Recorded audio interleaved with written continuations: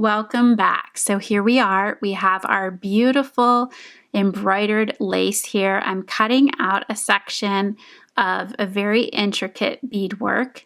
This deep V, it almost has a winged look to it. So I'm just going to cut out this section very carefully, being sure not to cut through any of the embroidered detail. I'm separating this off so that I have just this beadwork to begin with. Now we're going to bring over the doll, place this applique on here. I'm not sure. I think this might be a little much. It was pretty on the fabric, but I think for the scale of the dress and the design and the seam line of that bodice, I'm not sure this is right. So I think we're going to go back and look at a different section on this lace netting and embroidery. So now I'm going to cut out one of these vine sections. And here you can see the comparison of the two different types of embroidery. One is much more delicate, one is much heavier. So now we're going to take some of this vine work and place it on the doll. Okay, so I'm liking this so much better. This is much more delicate. I can flip it around, kind of just figure out what is the way that I want to have this go. What looks the most natural for the shaping of that. I know once I cut them apart, I'll be able to turn them a little bit more loosely in any direction that I want, but I think I'm definitely liking this. I think this is going to work well for this dress design. So now I'm going to carefully trim out all of the exposed tulle. This here, we're doing this in fast forward because this took about 15 minutes in total for me to cut all of the netting off of this little vine work. So it has little tiny leaves, little tiny sequins.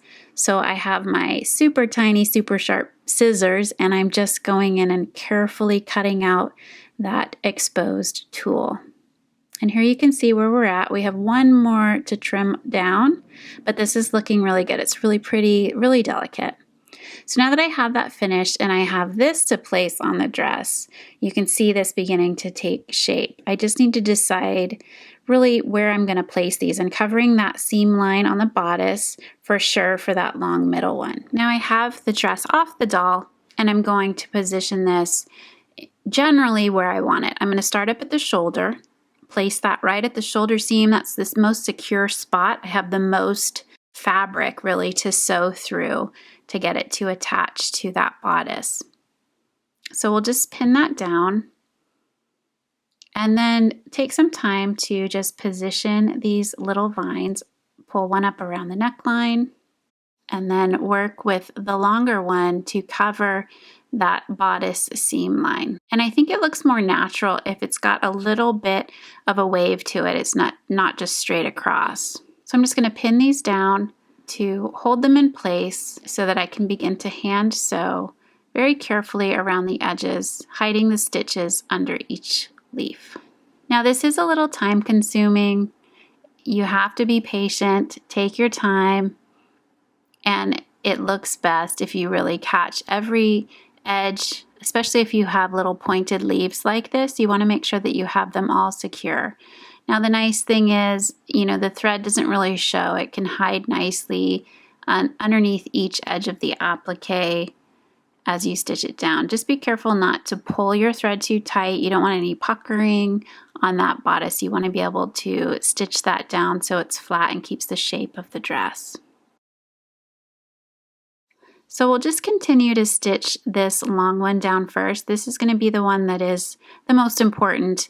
Stitch it down, curving up and down over that seam line edge.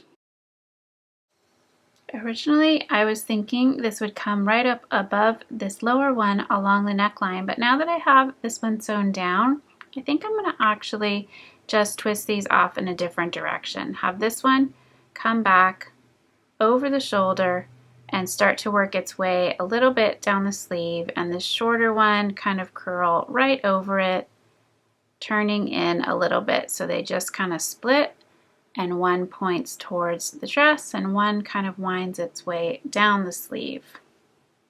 And then Here we just continue hand sewing. So you can see we have this beautiful little detail. It's not a lot, but it really adds so much to the overall look. It takes it from something pretty simple to something really special. And here's a final look at the dress. It's so sweet. The drape of the fabric is beautiful. The embellished detail on the top just looks perfect. So I really hope that you've enjoyed this tutorial and will be sewing your own embellished holiday dress too.